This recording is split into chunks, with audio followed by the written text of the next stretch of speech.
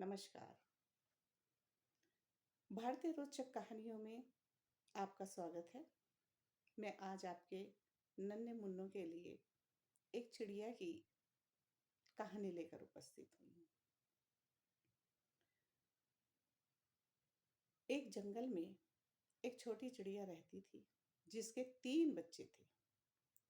चिड़िया अपने तीनों बच्चों के साथ घोंसले में बैठी हुई थी और सोच रही थी कि वर्षा ऋतु आने वाली है और घोंसला मेरा बहुत पुराना है। अब मैं अपने बच्चों को कहीं दूसरे स्थान पर ले जा करके रखना चाहती हूँ। ये बात उसने अपने बच्चों से भी कही। बच्चों ने कहा ठीक है।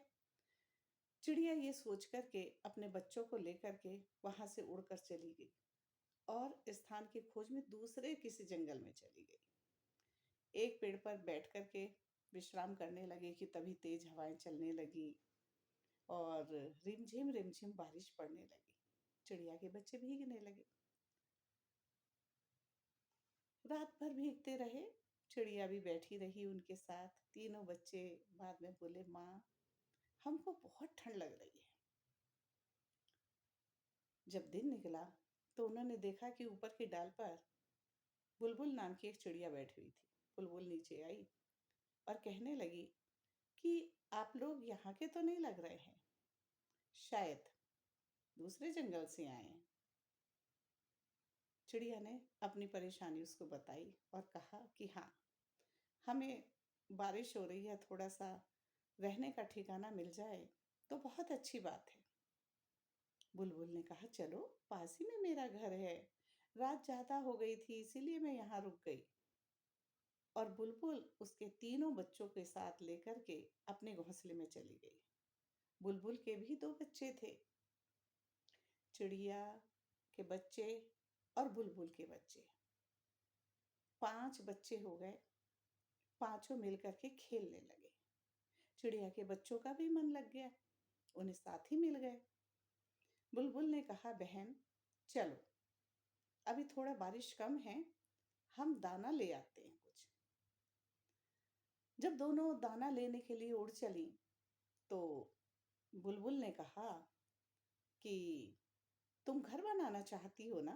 उसने कहा हाँ। कहने लगी ठीक है, अभी जंगल गीला है, हम छोटी छोटी गीली गीली लकड़ियां इकट्ठा करेंगे, उनको तोड़ करके घर बनाने में सुविधा रहेगी। चिड़िया ने कहा ठीक है, जैसा तुम समझो।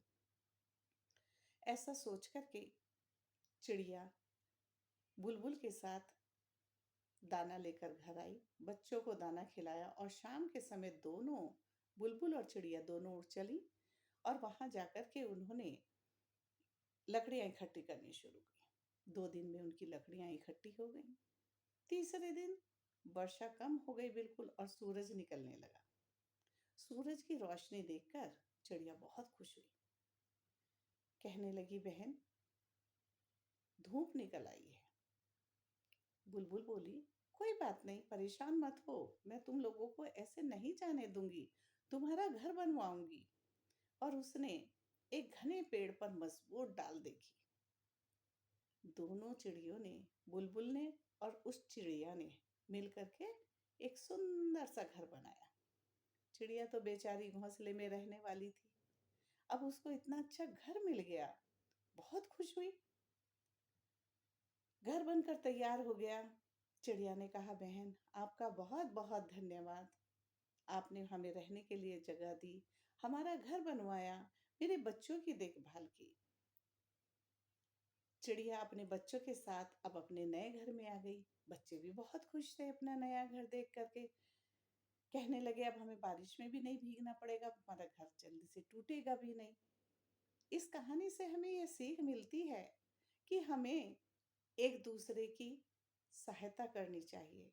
यदि कोई परेशानी में हो तो हमें उसकी मदद जरूर करनी चाहिए।